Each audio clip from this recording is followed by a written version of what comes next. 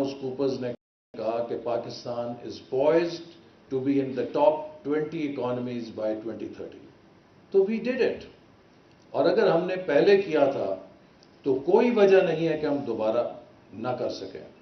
مجھے یقین ہے کہ جو ڈیولپمنٹ ایجنڈا ہم نے مرتب کیا ہے، اس وقت ہم نے ویژن 2025 کے تحت یہ سیٹ ٹارگٹ کیا تھا کہ ہم 25ویں معیشت 2025 تک بن جائیں گے، اور ہم اس راستے پہ چل رہے تھے. بٹ انفارچونیٹلی 2018 میں ایک غیر فطری تبدیلی سے وہ راستہ اور وہ سفر ہم سے چھن گیا.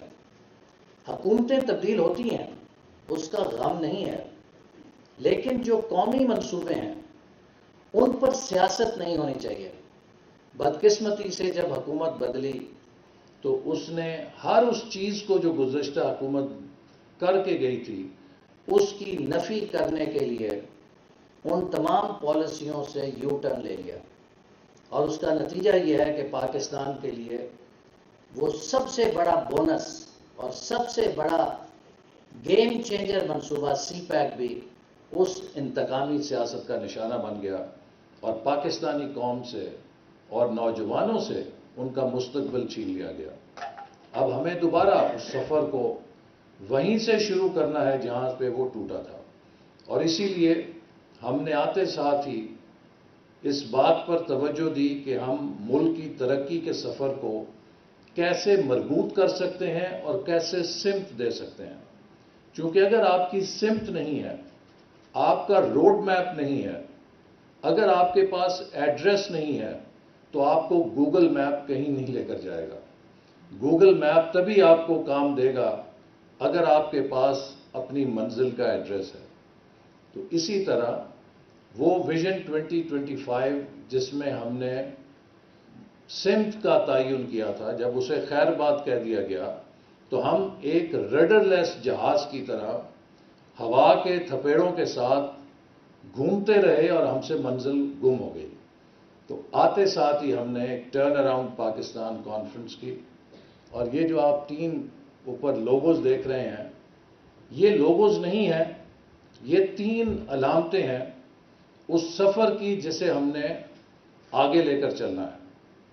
ٹرن اراؤنڈ پاکستان ایک کانفرنس نہیں تھی، بلکہ وہ ایک نئے سفر کا آغاز تھا کہ ہم کس طرح پاکستان کو اس بحران سے نکال کر دوبارہ ایک مضبوط پلیٹ فارم پر کھڑا کر سکتے ہیں جس سے آگے بڑھیں. اور اس کے لیے ہم نے 5 ایز فریم ورک بنایا، کنسلٹیشن آف پیپل کے ساتھ، اسٹیک ہولڈرز کے ساتھ، ایک انکلوسیو انداز میں. اور یہ 5 ایز اگر ہماری ترجیحات رہیں تو 3 سے 4 سال میں پاکستان نہ صرف ٹرن اراؤنڈ ہو جائے گا بلکہ دوبارہ ترقی کے سفر پہ گامزن ہو سکتا ہے. جس میں سب سے بنیادی ایکسپورٹس کی ہے کہ ہمیں پاکستان کو ایک ایکسپورٹنگ نیشن بنانا ہے. 75 سالوں میں ہم ایکسپورٹ لیڈ گروتھ پالیسی نہیں اپنا سکے، جس کا نتیجہ یہ ہے کہ ہم ڈالر کنزیوم کرنے میں تو چیمپئن ہیں لیکن ڈالر کمانے میں نکھٹو ہیں. اور اس کے نتیجے میں جب بھی تھوڑی سی معیشت آگے چلتی ہے ہم ایک کرنٹ اکاؤنٹ ڈیفیسٹ کا شکار ہوتے ہیں، اور ہم اپنی امپورٹس کو فائنینس کرنے کی صلاحیت نہیں رکھتے، اور ہمیں ایمرجنسی بریکس لگا کے معیشت کو دوبارہ روکنا پڑتا ہے. تو اگر ہم نے ایک مستقل ترقی کرنی ہے تو ملک کی ہر صلاحیت کو، چاہے وہ صنعت کی ہے، چاہے وہ زراعت کی ہے، چاہے وہ معدنیات کی ہے، چاہے وہ آئی ٹی سیکٹر کی ہے، چاہے وہ مین پاور کا پوٹینشیل ہے، تمام ملک کی صلاحیتوں کو ہم نے ایکسپورٹس کی طرف موڑنا ہے. اور پاکستان کے لیے ایکسپورٹ سیکٹر میں لیپ فراگ کرنا ہے. انکریمنٹلزم کے ساتھ ہم نہیں جا سکتے. ہمارے مستقبل کا تقاضا ہے کہ ہم 32 ارب ڈالر کی ایکسپورٹ سے کتنے سالوں میں 100 ارب ڈالر کی ایکسپورٹ تک پہنچتے ہیں. اگر یہ سفر ہم نے 8 سالوں میں کر لیا تو ہم ٹیک آف کر لیں گے، لیکن اگر یہ سفر ہم نے کرنے میں 15 سال لگا دیے تو پھر ہم دلدل میں دھنس جائیں گے. تو اس لیے export has to be number 1 national priority. Number 2 E کا تعلق ای پاکستان سے ہے۔ ای پاکستان کا مطلب ہے کہ ہم ڈیجیٹل پاکستان کتنی جلدی تعمیر کرتے ہیں، اور وہ اس لیے ضروری ہے کہ اس وقت ایک دنیا میں ریولوشن آ چکا ہے جس سے کہ معیشت کے ترقی کے تمام ضابطے ڈیجیٹل ٹیکنالوجی کے گرد گھوم رہے ہیں۔ وہ ملک جو ڈیجیٹل ٹیکنالوجی میں دسترس حاصل کر لیں گے وہ تیز ترقی کریں گے، اور جو اس شعبے میں پیچھے رہ جائیں گے وہ بہت پیچھے رہ جائیں گے۔ تو اس لیے ہماری سیکنڈ پرائرٹی، سیکنڈ ای پاکستان ہے، جس کے لیے ہم ایک خطیر رقم وقف کر رہے ہیں نوجوانوں کے لیے کہ ان کو آئی ٹی سکلز دیں، ملک کا ڈیجیٹل انفراسٹرکچر بہتر کریں، وینچر کیپٹل فنڈ کے ذریعے سٹارٹ اپس کو پروموٹ کریں۔ تیسرا ای انوائرمنٹ کا ہے۔ پاکستان دنیا کے worst climate change vulnerable countries میں ہے، اور جو موسمیاتی تبدیلیاں ہیں وہ ہمیں بہت زیادہ امپیکٹ کریں گی۔ اس کے لیے ضروری ہے کہ ہم واٹر اینڈ فوڈ سیکیورٹی کو محفوظ کریں، اور اس کے مقصد کے لیے ہماری کوشش ہے کہ ہم بجٹ میں خاطر خواہ ایلوکیشنز کر کے اپنے واٹر ریسورسز کو، اپنے ایگریکلچر سیکٹر میں فوڈ سیکیورٹی کو محفوظ کرنے کے لیے اقدامات اٹھائیں، اور اس کے لیے گرین ریولوشن 2.0 کے نام سے ایک نیا انیشیٹو شروع کیا جا رہا ہے، جس کا مقصد یہ ہے کہ جو نئی ٹیکنالوجیز ہیں، بایو ٹیکنالوجی ہے، ڈیجیٹل ٹیکنالوجی ہے، ڈرون ٹیکنالوجی ہے، جو ایگریکلچر کو ٹرانسفارم کر رہے ہیں، ہم انہیں اڈاپٹ کر کے پاکستان میں ایک نیا ایگریکلچر ریولوشن لائیں جیسے کہ 60s میں آیا تھا۔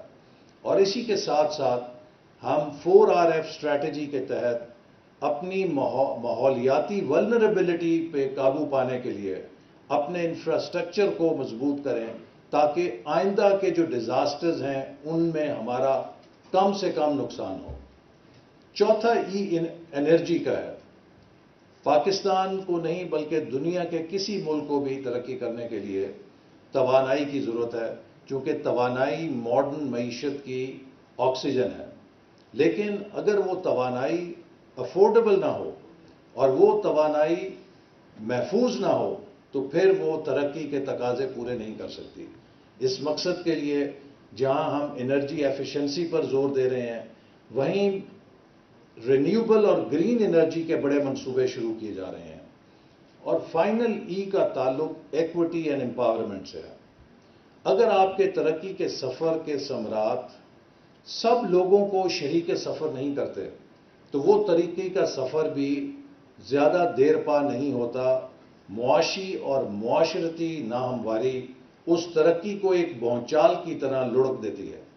تو اس لیے ضروری ہے کہ ہمارے ملک کے اندر جو علاقائی اور معاشرتی ناہمواریاں ہیں، ہم ان کو بھی اپنی ترقی کے لائے عمل میں ایک کلیدی کردار دیں۔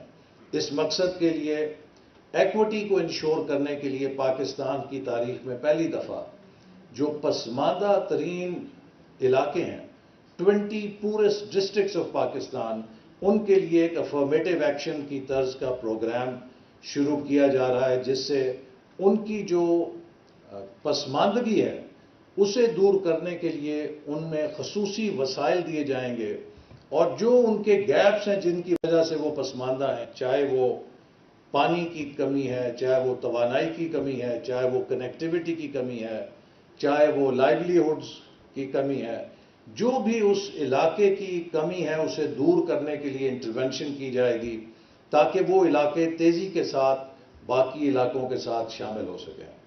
کتنے افسوس کی بات ہے کہ جو بلوچستان کا سب سے بہترین ضلع ہے SDGs کے لحاظ سے، وہ پنجاب کے پسماندہ ترین ضلع کے برابر ہے۔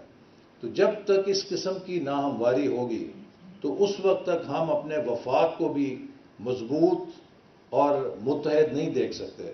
تو لہٰذا بلوچستان کے لیے اس دفعہ ترقیاتی بجٹ میں 132 ارب روپے خصوصی طور پہ مختص کیے گئے ہیں، تاکہ وہاں کے اندر وہاں پر جو ان کی ترقی کی ضرورتیں ہیں، چاہے وہ انفراسٹرکچر ہے، چاہے وہ واٹر ہے، چاہے وہ توانائی ہے، چاہے وہ ہیومن ریسورس ہے، اس کو ہم ایکسلریٹڈ ڈیولپمنٹ کے ذریعے آگے لا سکیں. اور ایکوٹی کے ساتھ امپاورمنٹ ہے.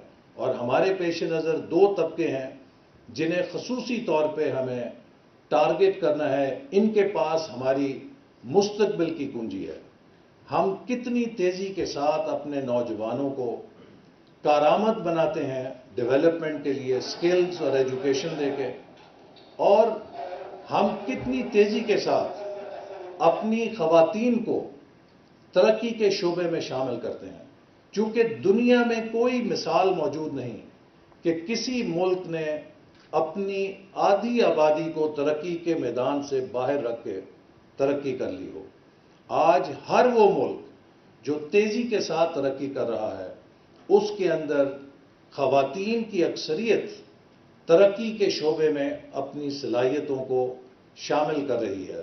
لہذا female work force participation rate ایک امپورٹنٹ ڈٹرمننٹ ہے کسی بھی ملک کی ترقی کے لیے. تو ہماری خواہش ہے کہ ہم خواتین کی تعلیم کے لیے، خواتین کی موبلٹی کے لیے، خواتین کو امپاور کرنے کے لیے خصوصی اقدامات اٹھائیں، جن سے خواتین بھی قومی معاشی ترقی کے دھارے میں شامل ہوں اور اپنے صلاحیتوں کو پوری طرح بروئے کار لائیں. تو یہ 5E فریم ورک ہے جو ہمارے ڈیولپمنٹ پرائرٹیز کو ڈٹرمن کرتا ہے. اور اس کے تحت اگر ہم نے اگلے چند سالوں میں اپنی ترجیحات کو متعین کیا تو مجھے یقین ہے کہ پاکستان دوبارہ تیزی کے ساتھ ایک روبسٹ ترقی کے ساتھ آگے بڑھے گا. تو اسی وجہ سے چونکہ ہماری حکومت تو اب شاید 1.5-2 مہینے اس کی ٹرم رہ گئی ہے، لیکن یہ جو ترقی کے منصوبے ہیں انہیں حکومتوں کے ٹینیور سے آگے چلنا چاہیے. تو ہم کیسے یقینی بنائیں کہ ان پالیسیز میں تسلسل رہے؟ تو اس کے لیے جو دوسرا آپ دیکھ رہے ہیں COR programme, champions of reform, ہم نے اس کو شروع کیا ہے. اور اس کا مقصد یہ ہے کہ پاکستان کے اصل مالکان، پاکستان کے عوام کو، پاکستان کے پروفیشنلز کو، پاکستان کی سول سوسائٹی کو اس ایجنڈے کی اونرشپ دی جائے. یہ 5E فریم ورک حکومت کا فریم ورک نہ ہو، یہ پاکستان کے عوام کا فریم ورک بن جائے. اور champions of reform network کے ذریعے ہم پاکستان کے بیسٹ مائنڈز اور برینز کو اور ٹیلنٹ کو کہیں کہ آپ اس ایجنڈا کو نافذ کرنے میں حکومت کے ایکوٹی ہولڈرز، کو ایکوٹی ہولڈرز ہیں. لہذا حکومت آئے یا جائے، یہ پاکستان کے عوام کا فرض ہے کہ وہ حکومت کو، چاہے وہ تبدیل بھی ہو جائے، اس ایجنڈے سے ہلنے نہ دیں. تو اس لیے ہم نے چیمپئنز آف ریفارم کا نیٹ ورک کریٹ کیا ہے، جس سے ہماری کوشش ہے کہ ہم پاکستان کے ڈیولپمنٹ پروگرامز کی اونرشپ کو پاکستان کے عوام کی طرف منتقل کریں. اس سے اس بات کا امکان کیا جا سکتا ہے کہ حکومتوں کی تبدیلی کے ساتھ ہمارے ڈیولپمنٹ ڈائریکشن یا ڈیولپمنٹ پرائرٹیز میں تبدیلی نہیں آئے گی، اور ہم مستقل مزاجی کے ساتھ اور کنٹینیوٹی کے ساتھ ان پالیسیز پر چل سکیں گے. چونکہ دنیا کا ہر ملک جس نے ترقی کی ہے اس نے کم از کم 10 سال کے لیے پالیسیز کے تسلسل کو یقینی بنایا ہے. ہمارا ہمسایہ ملک ہے، وہاں پر حکومتیں آئیں، 2 ٹرمز انہوں نے کم از کم کی.